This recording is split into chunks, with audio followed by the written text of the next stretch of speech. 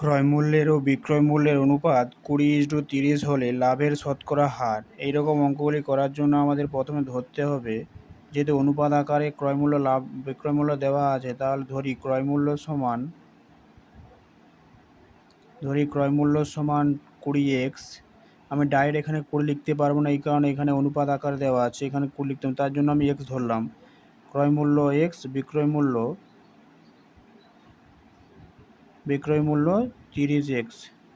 এবার এখানে লাভ কত হবে, না লাভ সমান আমরা জানি কি, না বিক্রয় মূল্য থেকে ক্রয় মূল্য বিয়োগ করতে হয়।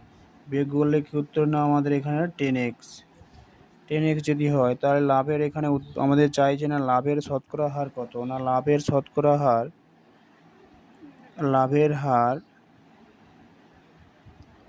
লাভের হার কীরকম হবে করো, না লাভের হার সমান লাভ বাই ক্রয় মূল্য ইন্টু 100। এখানে পার্সেন্টেজ থাকবে। আমার যেহেতু এখানে লাভ কত বেরিয়েছে, না 10%, 10x বেরিয়েছে, 10x লিখলাম। না ক্রয় মূল্য এখানে কত ধরছিলাম, 20x, এখানে 20x রাখলাম। আর এখানে আমার যেরকম 100 ছিল, 100কে রাখলাম। এই x কাটলাম, এই শূন্য কাটলাম, এই 2 দিয়ে কাটলে 50। তাহলে আমার পার্সেন্টেজ কত, না 50% লাভ।